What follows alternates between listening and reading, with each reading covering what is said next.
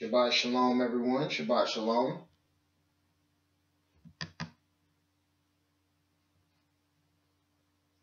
And if we are recording, we're just getting last minute things taken care of.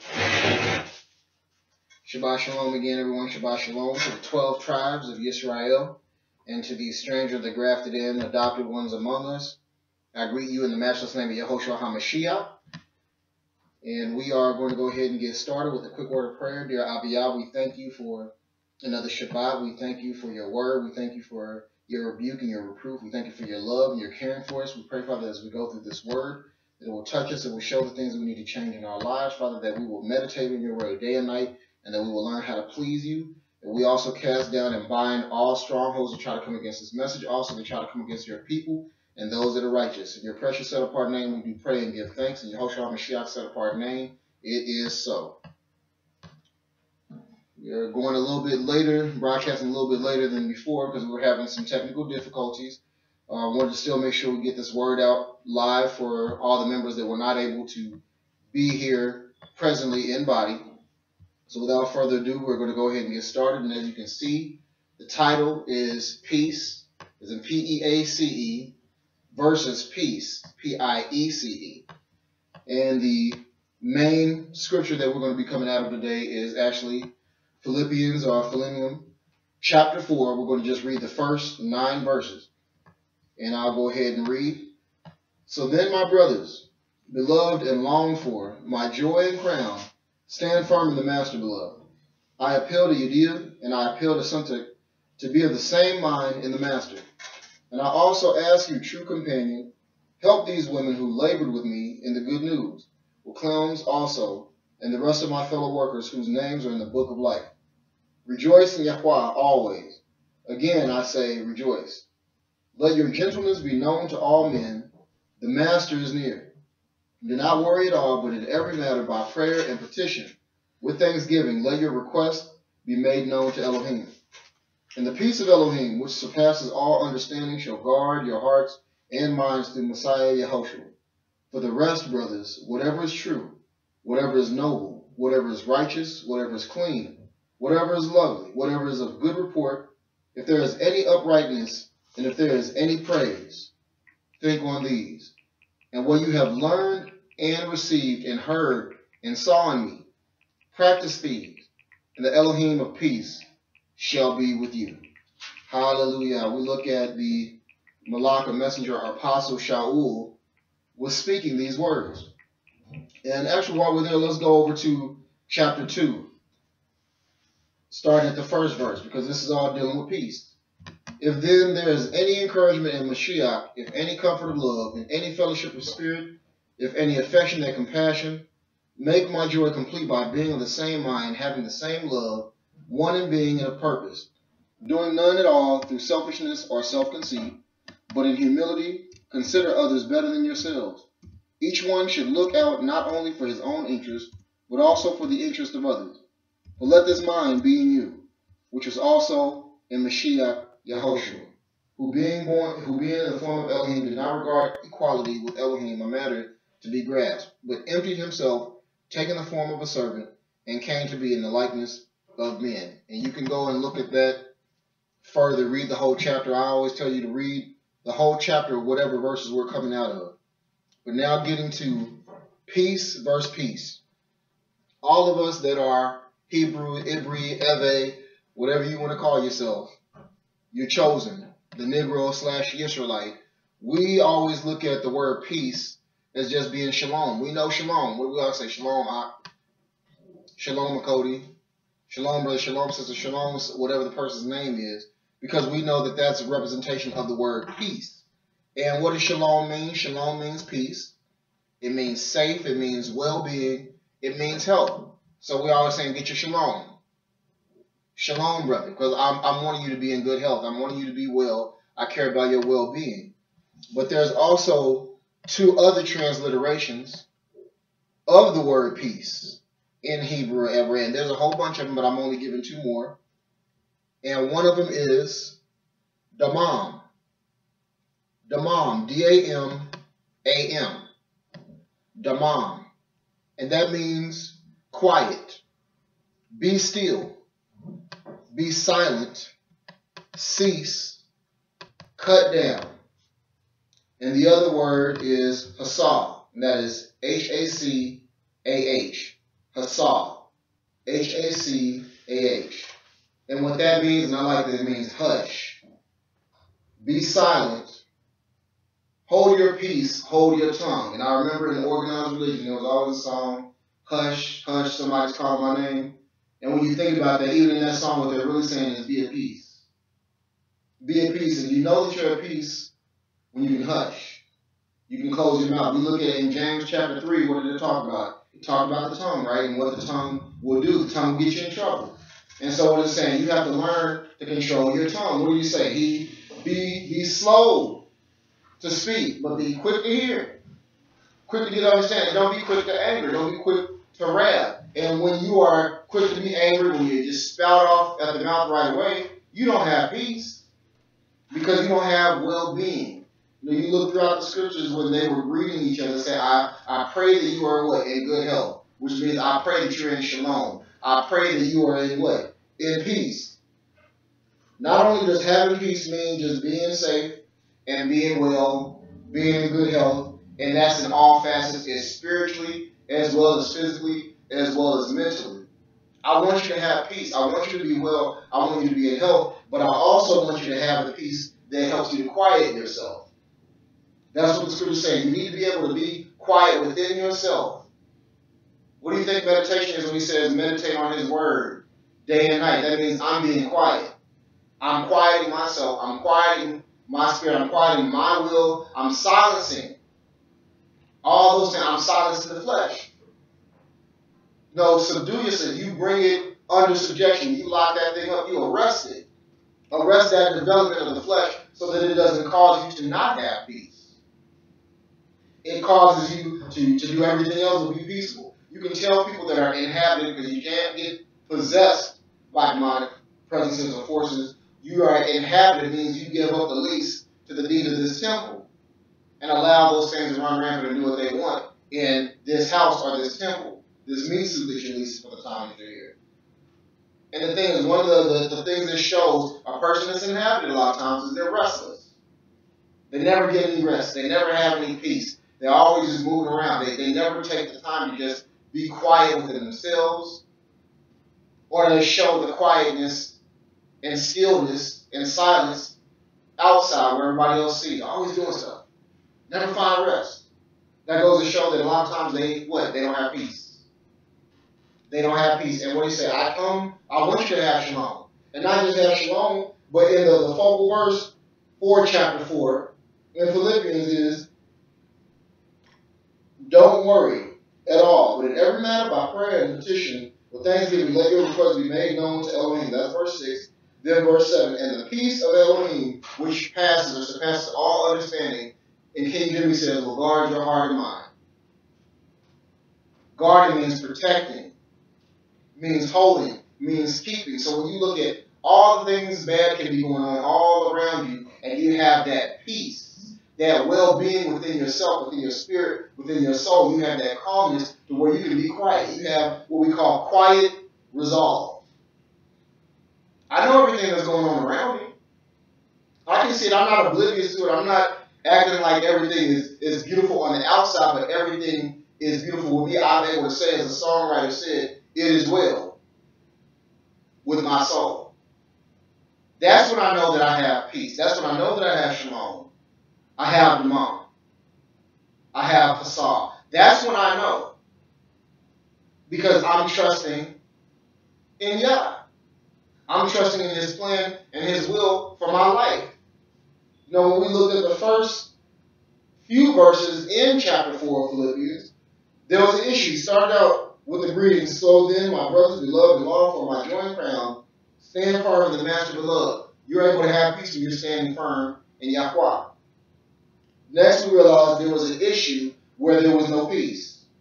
Because what did he say? I appeal to Judea and I appeal to Syntyche. There's two sisters, two women in the faith, that evidently there was a dispute. There was something that was going on that wasn't peaceable.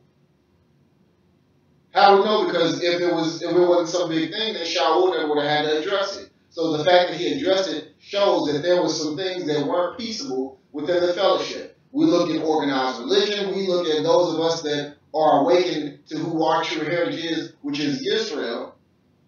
There's a whole bunch of division, dissension, a whole bunch of things that are going on that are not pleasing to Yah. It's not showing unity when it says how good and how pleasant it is for brothers to dwell in unity.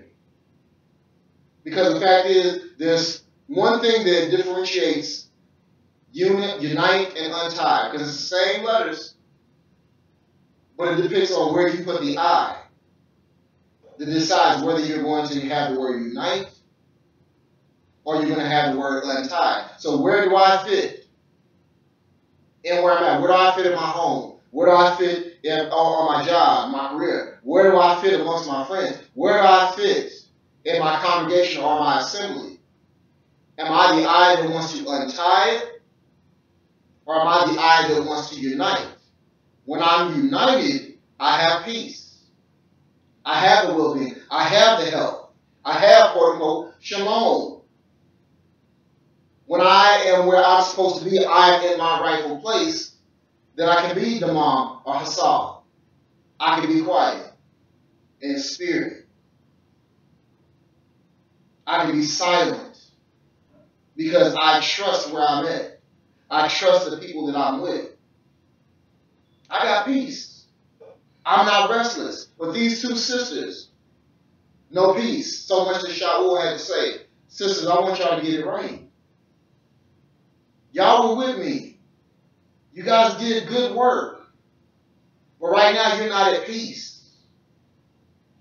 You're trying to get your pieces, or your peace, P-I-E-C-E, instead of having the peace of Yah that surpasses all understanding. Get it right, sisters. 3, and I also ask you, true companion, help these women. He's also asking those that are companions with him to help them get it right. Remember when it said, if you have an alt, you got an issue against your brother or your sister, go to them. Have you ever had issues with someone that you weren't at peace, you were mad? Whether you guys talked it out or not, you were upset, you didn't have that quiet resolve to where it did something to you. It made you restless. It made you angry. It made you have a plethora of emotions. No peace. So what are you supposed to do? You got to come together. Again, you got to unite. Put the I where it's supposed to be. So that this thing will no longer unravel. We will be together. We will stand shoulder to shoulder. When I was in the military, a lot of people that know me know, I was in the army, I was infantry, fighter, warrior. And one of the things that we always had to do is make sure that we stood shoulder to shoulder. We were together. Did everybody in my unit like me? No. Did I like everybody in my unit? No. But we knew that in order for us to get this objective done, in order for us to survive, we had to make peace within ourselves of who we were dealing with, and we had to make peace with each other. So that we were able to do what it was that we were committed to doing. Whether it was to take that position, whether it was to go get someone help, whatever it was, we all had to have peace that surpassed all understanding. And then I like what it says in verse 4, rejoice in Yahweh always. Again, I say rejoice. When I rejoice in him, no matter what's going on, when it hurts, when it feels good, whatever it is, when I can still rejoice in him, I have that peace that surpasses all understanding, because now it's not my peace isn't based on what's going on. If it's going well for me, how good I'm feeling. That's not what peace is. Because again, that's not faith. Faith is the substance of things what? Hope for, the evidence of things not seen. If I see it, it's not faith. If it feels good to me, and it's making me happy at that time, that doesn't denote that it's actually peace. I just feel good because I can actually see something working. But the thing is, when I can have peace in the midst of the turmoil and all the things that I'm going on, that's going on in my life, I think it's not strange when you go through various temptations, for the trial is to test your faith to see if you're strong. I learned how to have little, how to have much. But in all things, I learned to be what? Content. I learned to have peace no matter what. Whether it's good for me, whether it's bad for me, whatever it is. I have peace because I'm not looking at the situation. I'm not looking at the issue. I'm looking at the solution to the problem, not the problem. Do not worry at all, but in every matter by prayer and petition, with thanksgiving, let your requests be made known to Elohim. He hears you. You get your peace. You draw your peace from believing and trusting in Him. When we don't trust, I can tell who really trusts in Yah and who doesn't. Yes, we have those moments where we say, man, Father, I don't know. Whew. You got to do it for me. Are you going to do it? You might deal with doubt. The spirit of doubt might try to come and infiltrate your temple. But again, you got to remember, it says, that they that wait upon Yah shall renew. They're able to get that peace. He'll come. But you have to trust Him. What's the purpose of praying to somebody that you really don't trust in? You can't have peace that I'm saying something to this person and they're actually going to hear me. And I trust them that they're going to go on my behalf. And they're going to help me. I got nothing else but Yah. I don't have nothing else. And I trust Him. Job still showed a level of peace when he said he won't curse Yah. And now that's the peace that surpasses all understanding, because you lose everything and even your health goes bad and you still trust in Yah. Yes, he was ready to go. He said, just go ahead and take me. But the thing is, I'm not going to curse. The only person that can bring peace to my life, the only person that can make it right, I'm not going to curse him. That's foolishness.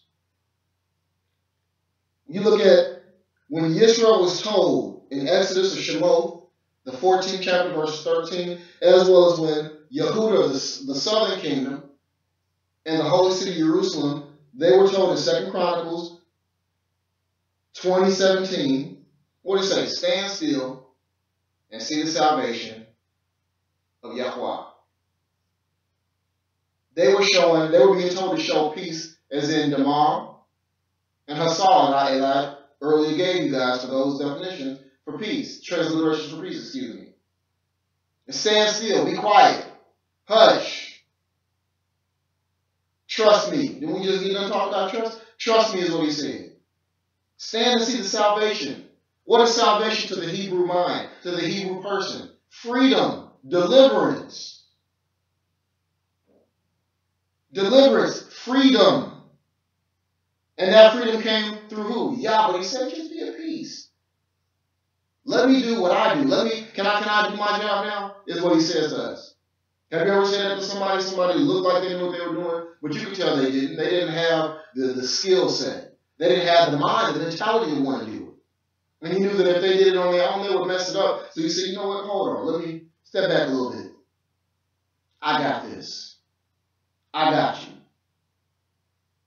And what you're telling me is be at peace. There's someone here that is able to master that thing. There's someone here that is able to help you through whatever you're going through.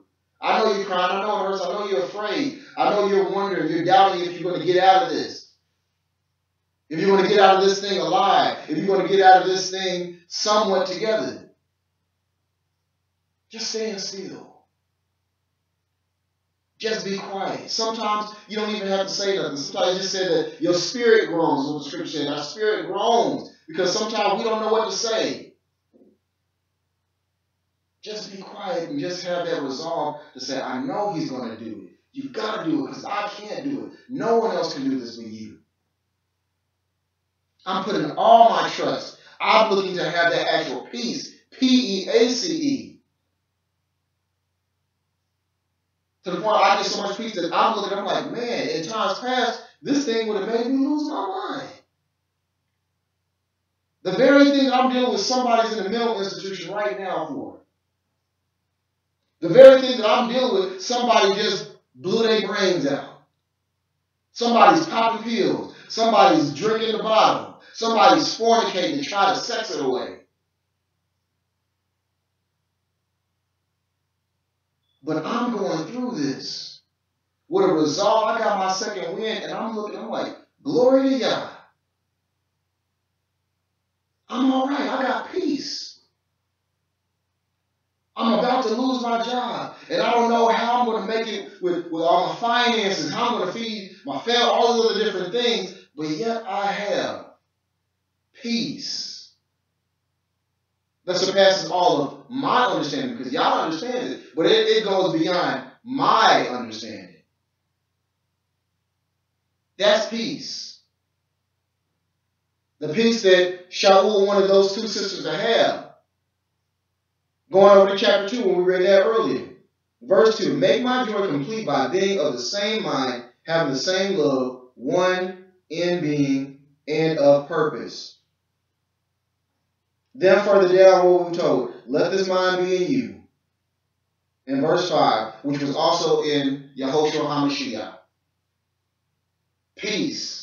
It's not saying you got to think just like me, because everybody's an individual. But the thing is, we complement each other. We come together to be of one mind, to be of one body. And Yah means that we are all willing to be under His will, under His rule, under His subjection for our lives. That's when I have peace. When I was out in the world doing everything I knew I shouldn't have been doing, I had no peace.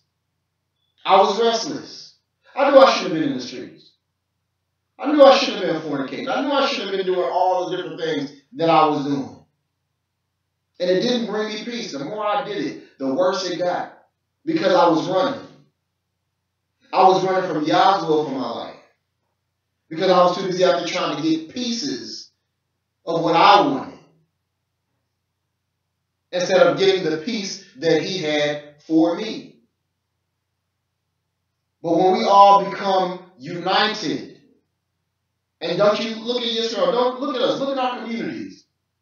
So much division, so much backbiting, so much gossiping, so much stabbing, so much hatred, so much coveting, so much bearing false witness against each other.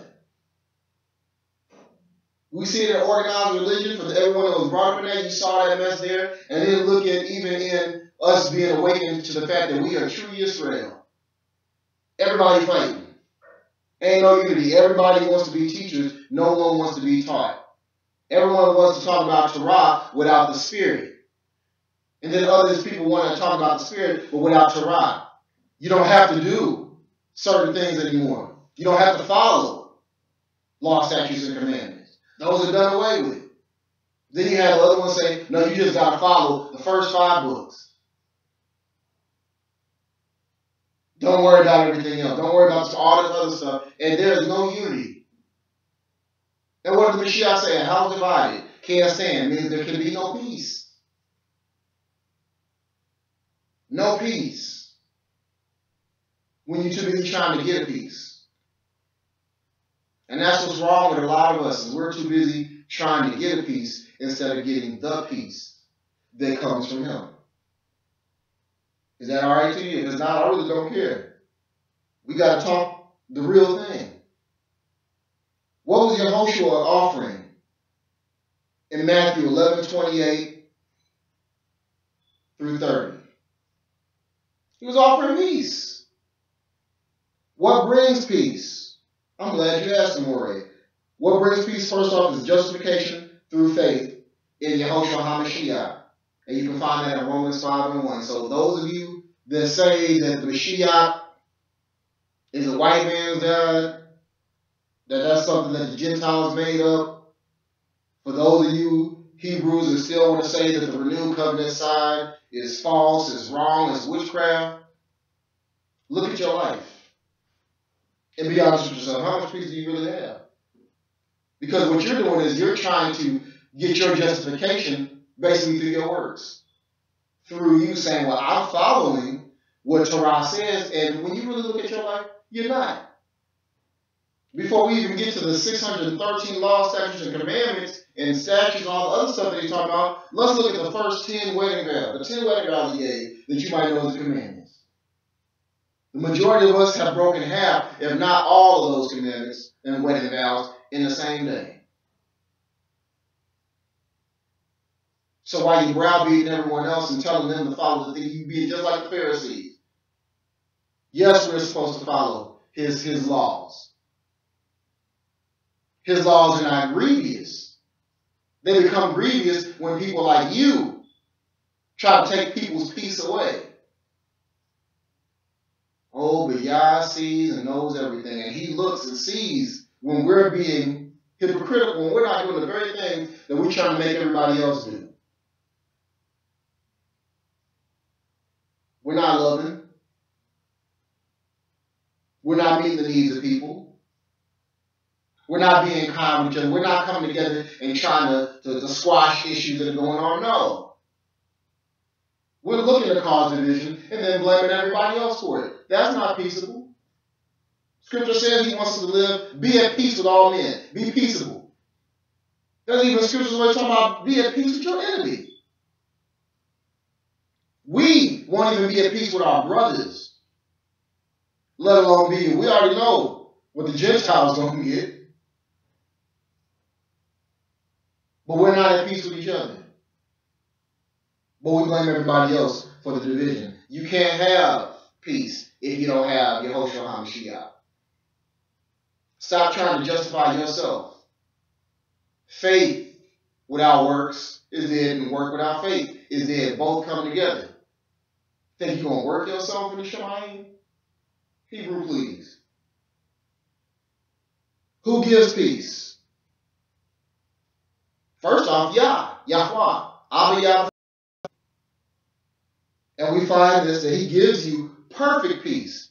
He will keep you in perfect peace whose mind is stayed or fixed on him. Where do we find that at, Maury? We find that in Isaiah 26, verses 3 through 4.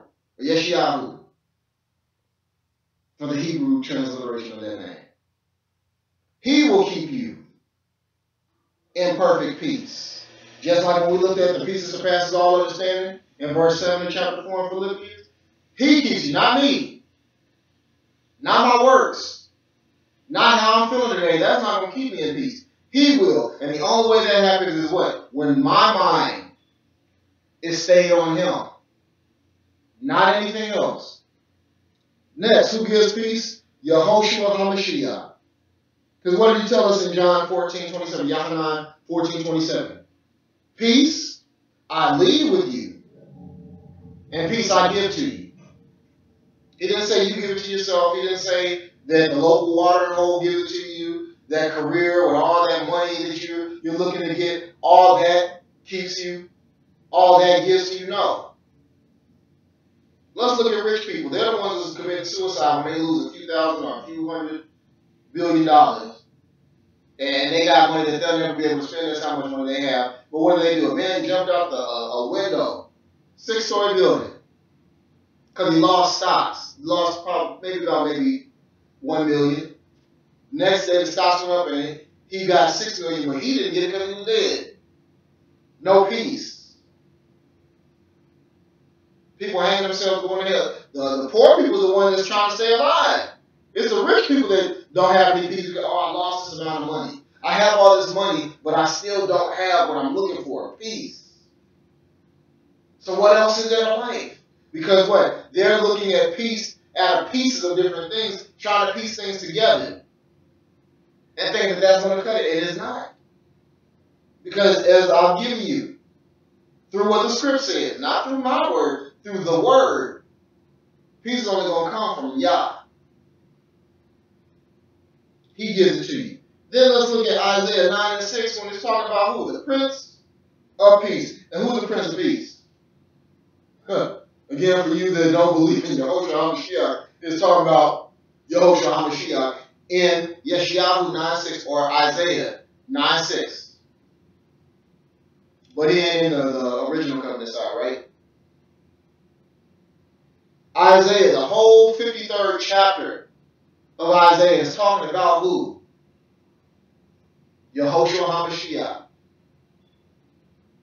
Hundreds of years before he came on the scene in the flesh. He's been there since the beginning because it says in the beginning was the Word. Who's the Word? Yehoshua HaMashiach. For the quick tangent. Thank you for listening. It talks about our peace coming from what? The sacrifice of Yehoshua HaMashiach. And we see that specifically in Isaiah 53, verse 3. Look at this, talking about man of sorrow, acquainted with grief, and the chastisement of our peace was upon him. In order for us to have peace, He was going to have to suffer. It was being foretold. Because a prophet can't be a prophet unless he talks about who? The Messiah. Every prophet of Yah spoke of the Messiah. Even false prophets. Prophets of the devil in all the other different religions still prophesied about him. And you, an Israelite, and the very person that has come to save you? Come on. That's why you have no peace. That's why you're acting a plumb fool. Saying any and everything. People in organized religion saying that they believe in him. Of course, they call him Jesus. We'll give them that since they're using the Gentile transliteration. He still knows who's calling on him and what they actually calling on him. They say they know him. They say they trust him, but they don't have any peace because they really aren't trusting in him. They're trying to do it their way just like you. It's just you guys are doing it differently. One saying that they believe in him, but they show that they truly don't and have no peace. The other one saying that he doesn't exist. He's some man-made device, and they don't have any peace. The house divided can't have peace. It can't stand. How do you gain peace? I'm glad you asked. First off, something that we don't want to do. Oh, hallelujah, Heavenly Father. Humble. Humble yourself and trust in Yah. We find that word in Psalm and technically 4 and 8. Humble yourself. We got to be on the humble. When you won't humble yourself, I know who will humble you. He humbled me. He keeps me in check. And when you actually are his, you will be put in check too. And I got peace. There are things that I would like to do that he says, no, I got to be at peace with it. Once he lets me know what he wants of me, yes, I might try to buck against it in the past. Or I say, you know what, let me see if I can talk you out of this. And then when he lets me know, no problem. This is what it is. This is what it's going to be. You make the choice either to follow my will or not. I have peace. Because what? I humble myself to his will for my life. There was a time I didn't. I ran. Didn't want to do it. And then when I finally said yes to his will, best peace I ever had. Best rest I ever had. The first time I truly had rest and peace is when I said yes to Yah. Again, another thing, how do you gain peace? By being one of his. Being one of his children, being one of his people, his chosen people. Being adopted for those Gentiles. Being adopted or grafted in to the vine through the original branch. Us, Israel, true Israel. And that's Psalm 85:8. Or Tehillim 85:8. Next thing now you gain peace is by being controlled. Didn't we say that earlier? I talked about that earlier. Being controlled by the Ruach HaKodesh or the Holy Spirit. And that's in Romans 8:6. And you see how the scripture mirrors, the left side and the right side mirrors. The Bible, the scripture, the scroll. This is not just a map, but it's also a mirror. Each side mirrors each other. So again, how can you say that one side is false and wrong and the other side is the only one? When they mirror each other, they say the same thing.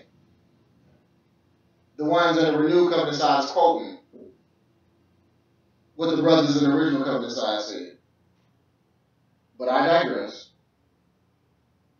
Being controlled by his spirit, the spirit of Yah. Being controlled when you're able to say, greater is he that lives within me than he that is in the world. The one that I can say that I'm abiding in and relying to abide in me because I'm doing what the scripture said when he said, if you abide in me and my words abide in you, then you can ask me you will in my name and it will be given to you. I have that peace because I know who's living in this temple. I know who's in here. I know who's got the lease because I gave the lease or the deed to my temple, my life, to Abba Yah, the one that created me, the one that knew me before I was formed in my mother's womb. That's why I'm able to have peace. That's how I'm able to gain it because I go in, I move through his spirit, the spirit that he's given to me. The comforter that he left here for me to convict me to comfort me, to empower me. He left him with the promise of peace when he ascended. The Messiah said, wait here. I got something for you. I got something great for you. It's the Ruach HaKodesh. It's the Comforter. What is the Holy Set-Apart Spirit? It is the power of God. I'm going to leave you with power so that you're able to have peace. Look at people that's going through the natural disasters and these different things. When somebody don't have power, the lights are out. People get afraid because what? They're in darkness. They can die because what? They can get cold. There's no power to warm them up. Yes, you can have gas. You can have heating, but if you don't have the electricity, the electrical current that powers to where you're able to get that gas and change it to where you need it, you have nothing.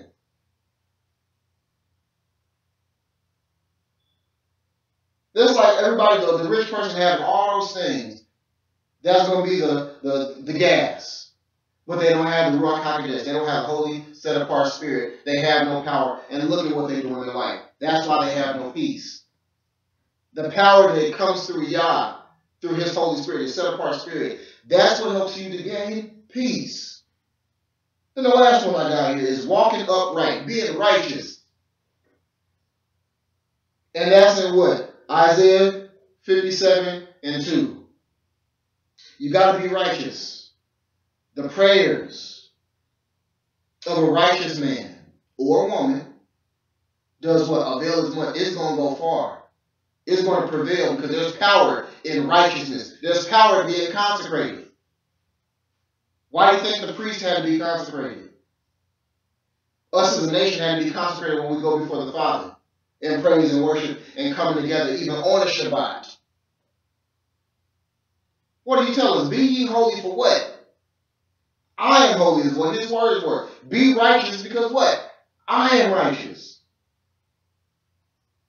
When you're righteous, you got peace because you know I did what I was supposed to do. Anybody have siblings that will get a whooping, but you knew that you didn't do anything wrong, and so you could stand before your mom and your dad knowing that they didn't have any dirt on you, so you weren't afraid to be amongst them. You weren't afraid to be in their presence. But when you knew you did something wrong, you knew you were dirty, and you were wondering, do they know? You didn't have peace. You were restless because you were wondering, when is it coming for me? When is judgment what? Coming down for me. I saw what happened to my brothers and my sisters.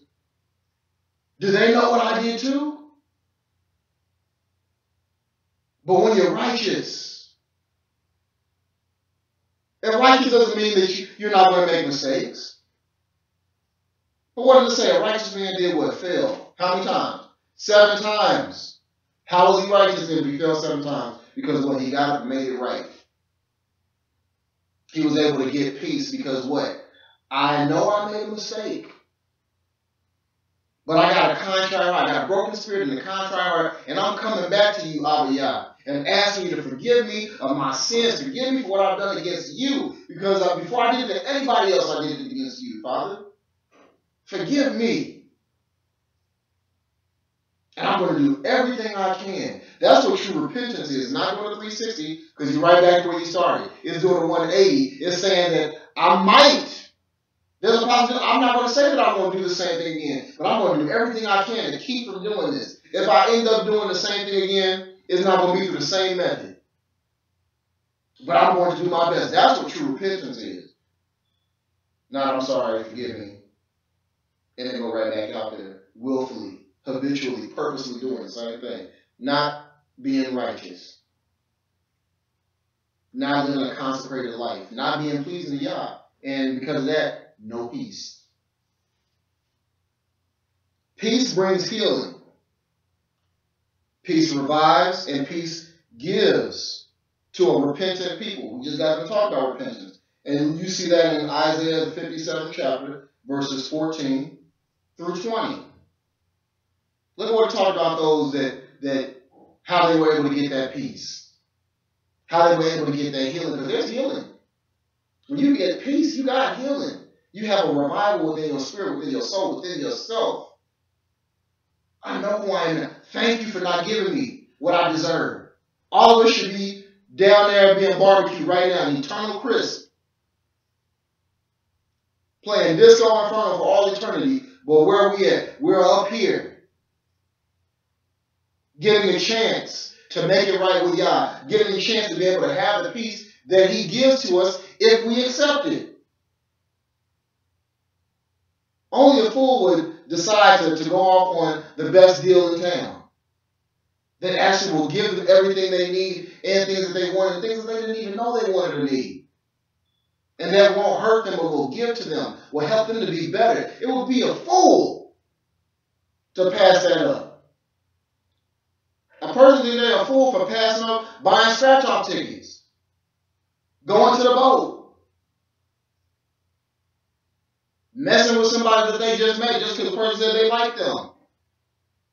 They find value there. They're like, well, I want a piece of that action, of whatever it is of those things I named, instead of I want peace that comes from Yah. I don't have any peace by doing those different things.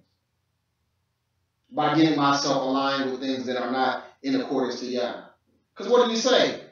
Think on things that are good, just, of a good report. If it's righteous and has any praise, think on those things.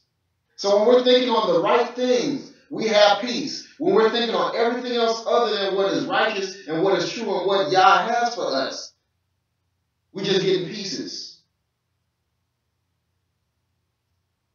And like that old song said, pick up the pieces. We'll never be able to pick all them up because we're still trying to piece everything out.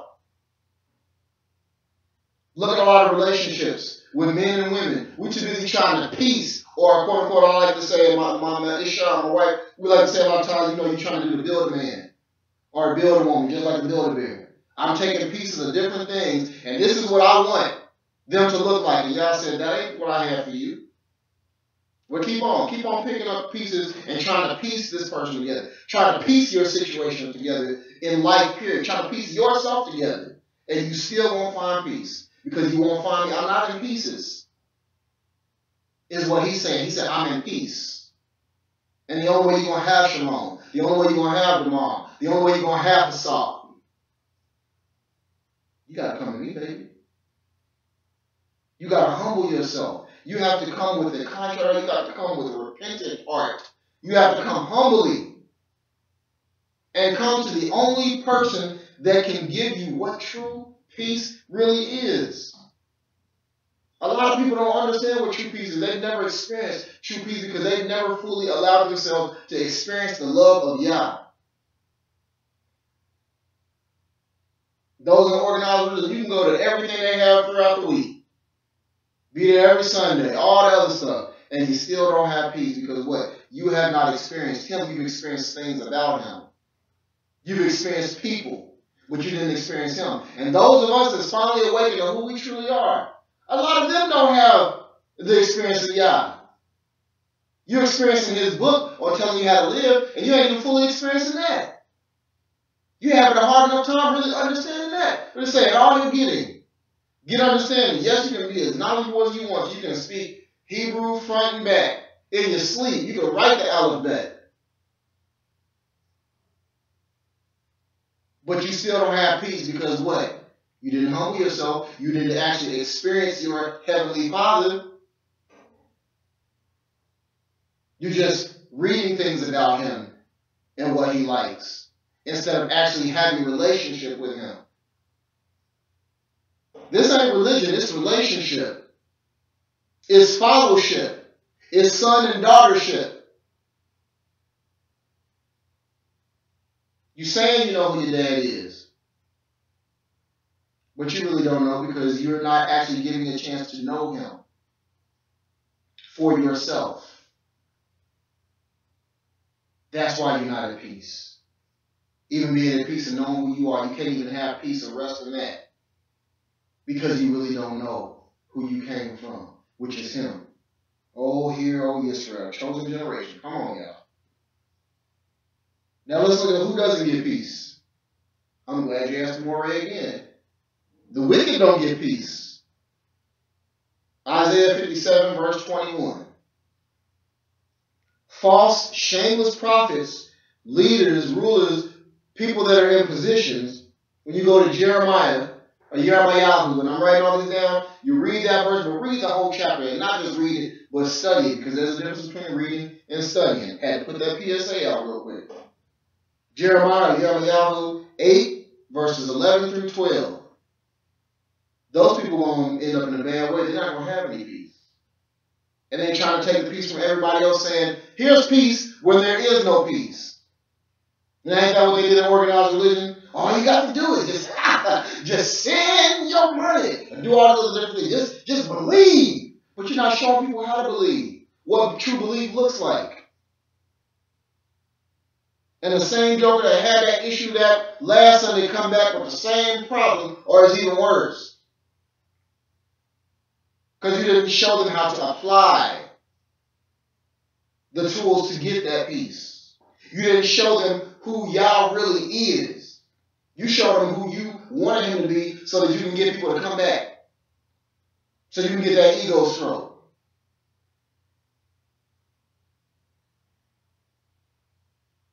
No peace. But again, how can people that don't have peace direct people on what peace is? And so what do? Shameless things. Those in y'all will only be looking for a peace or pieces. Those that are not in y'all, those that are not in y'all will only be looking for pieces. I just want a piece. You ever ask when you eating a sandwich and somebody come by, look, oh, it looks good. Can I get a piece of your sandwich? Can I get a piece of pie? Can I get a piece of cake? Can I get a piece of this? Can I get a piece of that? Why? Because they want to sample what you got. It looks good to them, so they want to sample it, but they don't actually want to experience it to the fullness. I don't want the whole thing. I just want a little bit of it to satiate me, just to see what it was like. I don't know. When a man back in the day, when I was growing up, we said, walk up to a woman, you see her, like, man, I want a piece of that. And sometimes the brother might be bold if she was. I thought of his prime. I thought of Lena, what they call her now.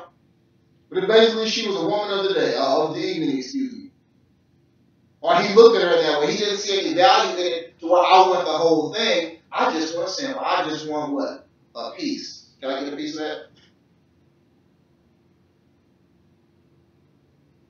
And what do? We even do it in friendship. I just want a piece of the friendship. I don't really want to be all in.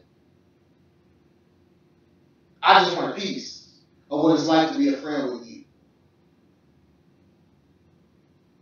But I don't want to what? Be fully committed. You can only have true peace when you're committed to the right thing.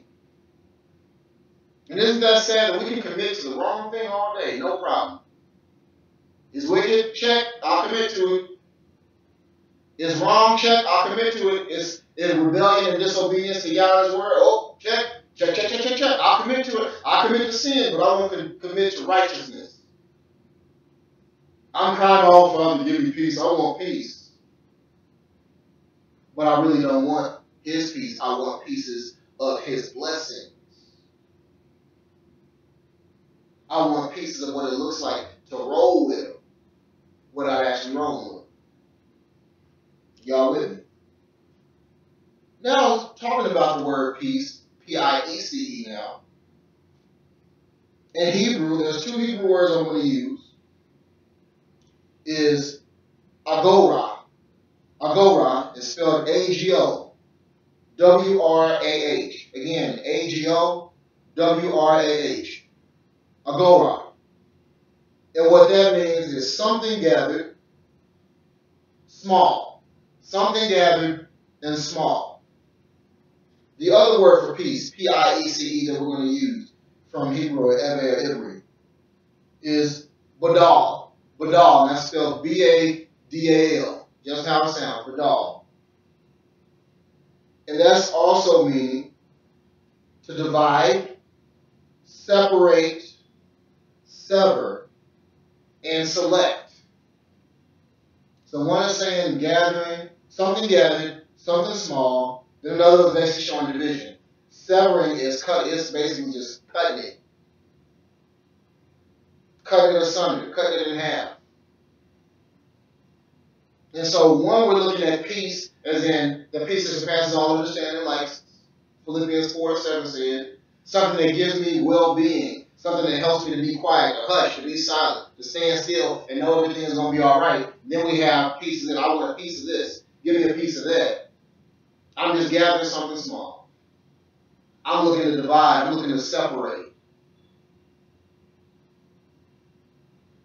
What he said, I will let nothing do what? Separate me from the love of Yah. I will let nothing take away my peace.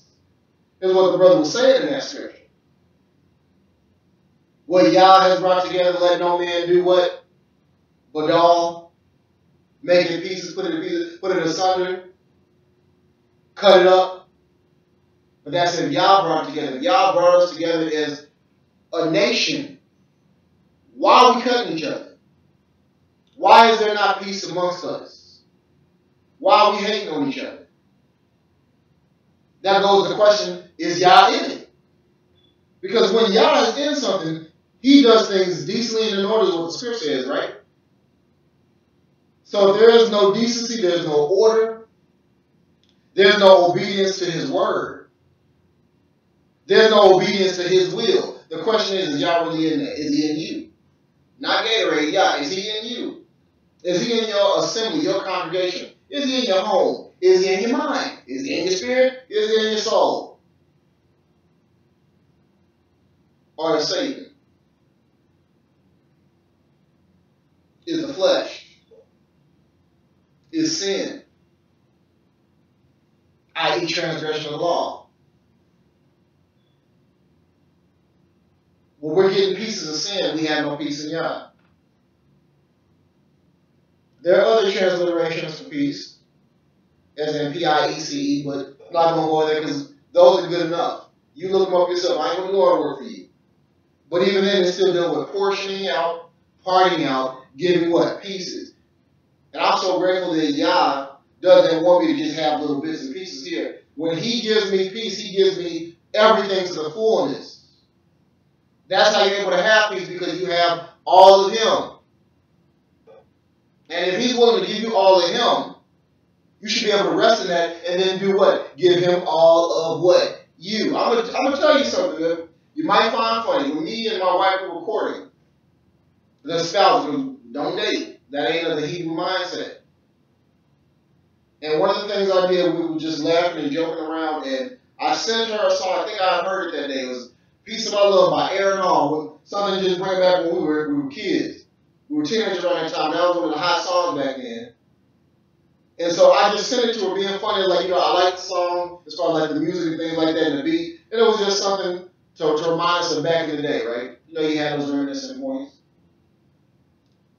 And let me tell you what that woman said to me when I sent it to her. And I'm not thinking about anything else. I just like the song. She started questioning, well, what are you saying? Are you basically telling me, because I didn't listen to the lyrics, I didn't remember the lyrics. I'm just going off of music, how it sounds. Sound good, so let me just share this. There's a message in that. We'll get to it. And so she said, you're telling me you want to give me a piece.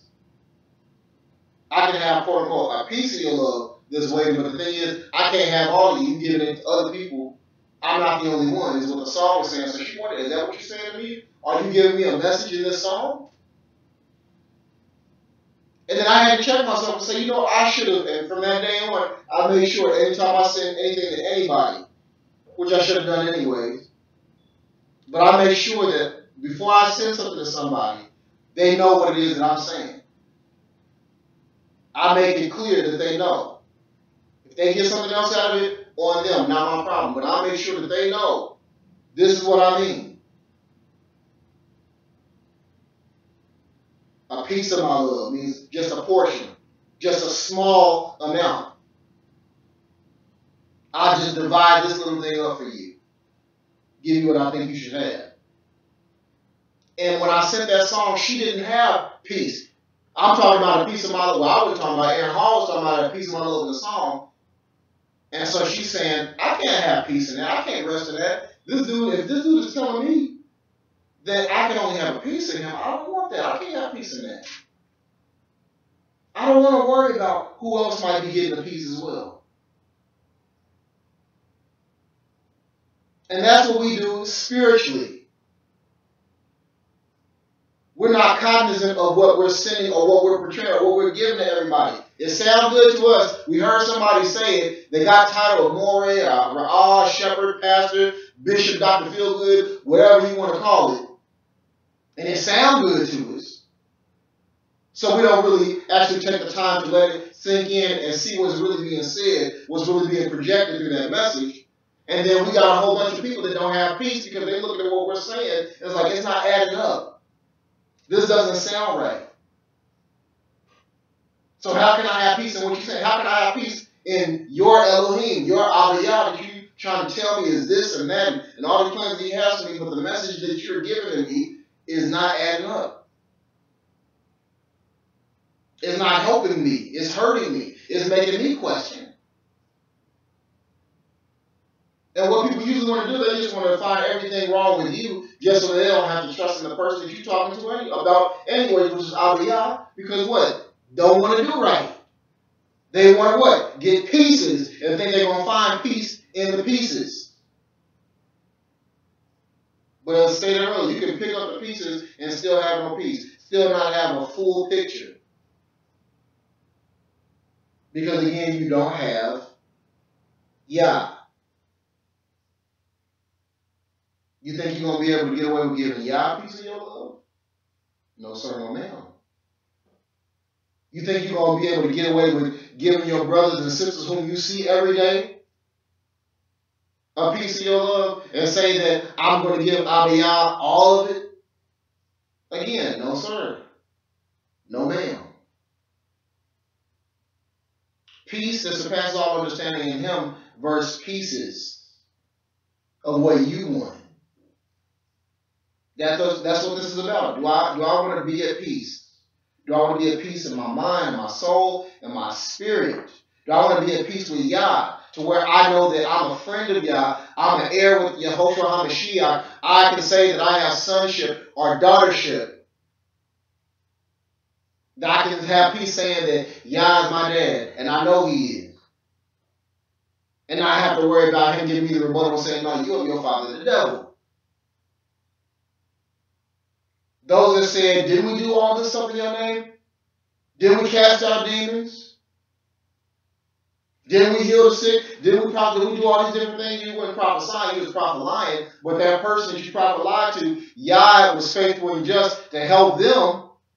And so they're going to get the very thing that you talked about but didn't really rest in. And you won't. Because what? They was getting pieces of everything else. Trying to piece Shemayim or heaven together. Trying to piece salvation and deliverance together instead of getting it through him. Are y'all with me? Again, we look at evildoers and sinners, disobedient, selfish, rebellious people will always be about getting there. I'm getting mine, dog. I gotta get mine so you can get yours. That's what old hip hop song was back in the day. I got to get mine. I got to get my piece. You get yours, but I'm getting mine. That means I don't care about you. I don't care about your interests. I don't care about anything else other than what? Getting mine. And didn't we see that in chapter 2 of Philippians? What it's telling us not to think about our own interests, but the interests of one another. Again, let's look at verse 3 in Philippians 2. Doing none at all through selfishness or self-conceit, but in humility. There we go, being humble again. Consider others better than yourself. Each one should look not only for his own or her own interest, but also for the interest of each other. How can I say I'm a Mori? How can I say I'm a shepherd? How can I say that I'm over the flock that Abiyah has given to me? To do his will of what he wanted me to give to them. If I don't help them, if I don't care about their life, if I don't care about what's going on, the ones that he put under my care, they'll tell you. Me and my wife, we come, we help. We do. We get, even when they don't want it sometimes. When they have to be told right and wrong. They'll let you know. One thing that they're going to get is realness here. They're going to get love. They're going to get what they need here. That's why they keep coming back. Because they realize here's somebody are some people that are willing to put their interest not above everyone else, but yeah, they put everybody else's interest before theirs when it comes to doing this ministry. Ministry is a lifetime thing. It's 24/7. I don't know, even on vacation, when we went on vacation, what were we doing? We were still ministering. Whether it was our people or people that were under us.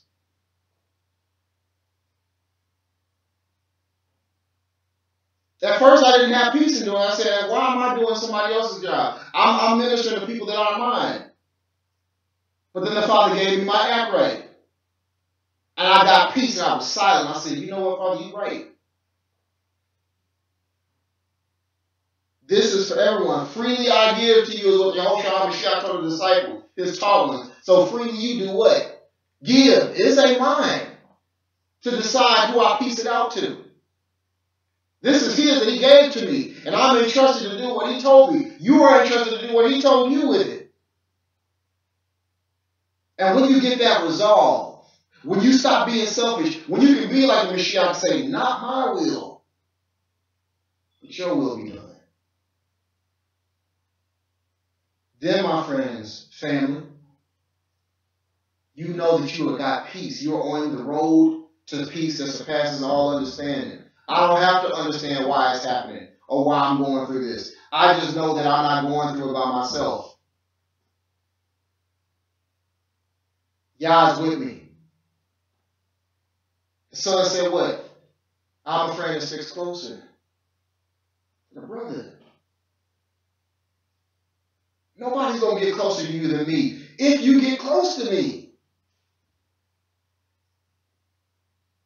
I give you peace.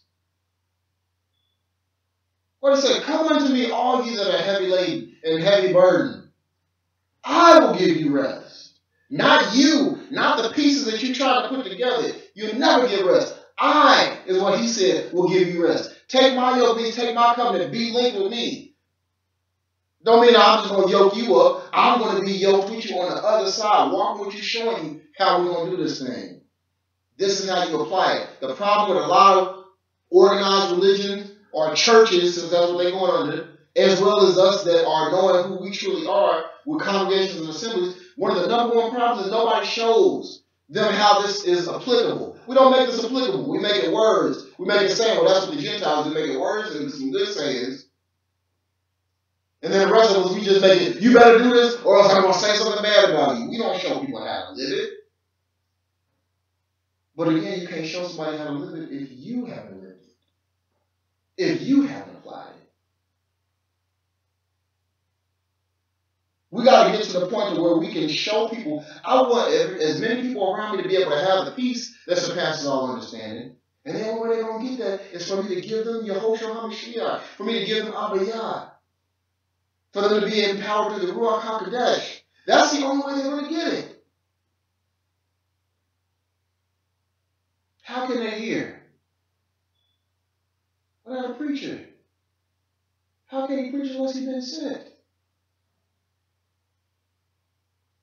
The foolishness of preachers is what they say. It's foolishness of people that don't understand, so they don't have no peace. Now, they ain't like kicking your leg up and hooping and hollering and all that other theatrical stuff. If that's what they want to do, let them do it. But how many people remember where they came from? They can say, oh, it was good. What did he preach, child? I don't know. But it sure sounds good. You don't have peace. Because you were supposed to get a word, at least on that day. Now, not on Sunday, on actual Shabbat. But for those, I ain't going to mess with you. You still want to do that? Fine. But even then, you're supposed to have gotten something. To last you, to help you get through until you come together again. In Torah studies or whatever else you might do in your places, your congregations, assemblies, or churches for some of you. Don't have no peace because you don't have word, you don't have script in you. What a kingdom we say, his word have I done what? Hid in my heart that I might not sin against him. Didn't say I won't sin against him, said that I might not. I got a better chance of not sinning against him and being able to have some peace if I hide his word, guard it, put it in me.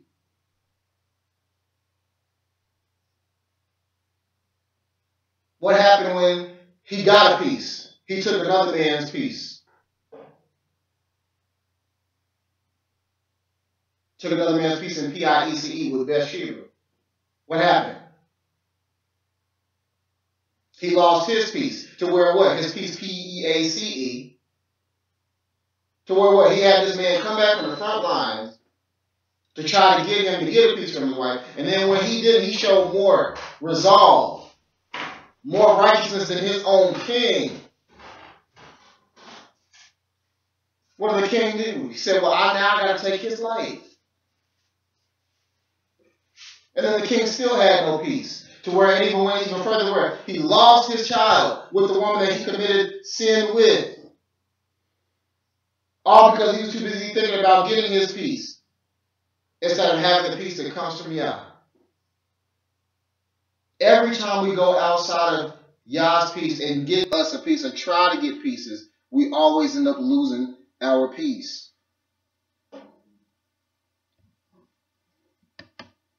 And as the scripture is talking about that for people that always want to get their peace, we look at Hazon in Revelations 21 and 8. And then also you can look at Isaiah and Yeshayahu 66:24. I'm not going to read them. You read. I'm giving you these scriptures so y'all read them and study them. See if the Moray is lying to you. Those that try to go and get theirs instead of getting what Yah has given to them, it's always going to go bad for them. They'll never have the peace that they could have had. People waste time or spend more time on looking for pieces instead of trying to do what, or not even trying, but doing what Yah said. They waste more time trying to get a piece, trying to piece things together. Or I got to piece everything in my life so that I can feel good about myself. You're not going to feel good about yourself unless you have Yah. Because then you know who you are through Him. You'll never be happy. You'll never find peace. As we continue to state throughout this, and we almost done, is the only true peace that you will ever find is by getting it through Yah. Going through Yah, going by Yah. Proverbs, Mishlei, chapter 3, is dealing with a father's instructions to his son, which we know as a guide, a guidance or instructions to help him get peace. Look especially at verses 5 through 6. And I love that. It says, trust in Yahweh with all your heart, all your mind, all your soul, all your spirit. Lean not to your own understanding, but in all your ways acknowledge Him, and He will direct your path. Ain't that a peace? You get the peace, and you said, look, it said, trust in Him with all your heart, all your mind, all your soul. And then again, lean not what to your own understanding. So when we go back to Philippians 4 and 7, when you're able to get a peace that surpasses all understanding, that means I'm outside of my understanding. I ain't even going on my understanding anymore. Because what? I leaned not to it. But instead, I trusted and humbled myself. You can humble yourself to somebody that you really trust. That's why a lot of us ain't humbling out to Yah, because we don't trust Him. You know, the song saying organized religion, I will trust, and of course they say it in the Lord, but we know that that's Baal. I will trust in Yah is what they really should have been saying. And what, until I die, I'm going to treat everybody right. And all they was doing was lying. You lying. You lying. You trust the lying. You sing lying. Because you have not even trusted in Him yet, because you still don't have peace. You still handling things the same way that you've always handled them. You still having sleepless nights, always crying, always looking over your shoulder, always bitter, always angry, always hateful, always doing things that are in rebellion to Yah's will and plan for your life, always running away from Him instead of running to what He has and saying, yes, I'll do it. Why? Because you're leaning to your own understanding. You're doing the opposite of what it said. You can't have peace in you. I'm sorry. Got to break the news to you. You can't have peace in you. Because can you really even trust you? Be honest. Can you really even trust you? You don't even fully know you. And then you're trying to show everybody else who you are when you don't even know who you are because you don't know whose you are. In order, my friends, to get peace that passes all understanding, you must get Yah fully by giving yourselves fully to Him. Don't give Him a piece because He wants value since He gives you value. Like I told y'all earlier with that song, Peace of My Love, I sent to my Ishay when we were courting. She wasn't good with that. Because she was wondering, she's like, are you really saying that this is what I have to get from you? Are you saying that you don't value me enough that I can have the whole thing? And I had to let her know, I'm sorry, I wasn't really paying attention to what I said. I went off of how it sounded instead of going by what it was actually saying. You, my brother, my sister today, are you going based off of how things sound, or are you actually going off of what it's actually saying? I didn't say it. He said, come unto me, all ye that are heavy laden. He said that you will get a peace that surpasses all understanding to guard your heart and mind, not pieces. He will give you peace. But you have to give Him you. Give Him what you find valuable, which is yourself. A man takes a treasure in his heart. Whatever he finds value in, he does what? He keeps it to himself. Sometimes he gets stingy with it because they find it that worthwhile, that much value. It's that valuable to them. A man that's willing to actually give his life for his life for his wife, not just say it because it sounds good or he don't want to look like a punk. A man that's actually willing to give his life, and not just in the literal sense, but figuratively. He sacrifices in all facets. She sacrifices in all facets. People that are coming together and say that we actually family, we sacrifice in all facets. That means that I find value in you.